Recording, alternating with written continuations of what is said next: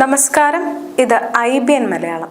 ക്രിസ്മസിന്റെ തലേന്ന് ഏറ്റവും കൂടുതൽ മദ്യം വിറ്റത് ബെവറേജസ് കോർപ്പറേഷന്റെ ചാലക്കുടിയിലെ ഷോപ്പിൽ 78 ലക്ഷം. ചങ്ങനാശ്ശേരിയിൽ 66.88 ലക്ഷം രൂപയുടെയും തിരുവനന്തപുരത്തെ പഴയ ഉച്ചക്കടയിൽ 64.15 ലക്ഷം രൂപയുടെയും മദ്യം വിൽപ്പന നടത്തി.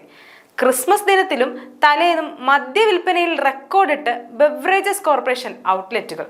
കഴിഞ്ഞ 2 ദിവസത്തെ മദ്യവിൽപ്പനയുടെ കണക്കുകളാണ് ഇപ്പോൾ ബിവറേജസ് കോർപ്പറേഷൻ പുറത്തുവിട്ടിരിക്കുന്നത്.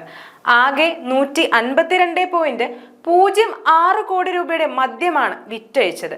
കഴിഞ്ഞ വർഷം ഇതേ തീയതികളിൽ 122.14 കോടിയുടെ മദ്യമാണ് വിറ്റഴിച്ചത്.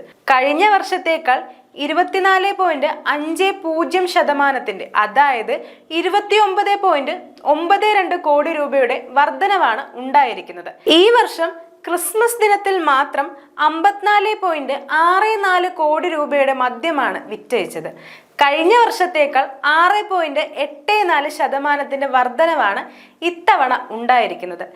ഈ വർഷം ഡിസംബർ 24-ന് 71.40 കോടി രൂപയുടെയും വെയർഹൌസിലൂടെ 26.02 കോടിയുടെയും ഉൾപ്പെടെ ആകെ 97.42 കോടിയുടെ മദ്യമാണ് വിറ്റഴിച്ചത്. 2023 ഡിസംബർ 24-ന് ഔട്ട്ലെറ്റുകളിലൂടെ 71 കോടി രൂപയുടെ മദ്യമാണ് വിറ്റഴിച്ചിരുന്നത്. ഡിസംബർ 24-ന് വിൽപ്പനയിൽ 37.21% വർധനവാണ് ഇത്തവണ ഉണ്ടായത്. News desk IBN Malayalam.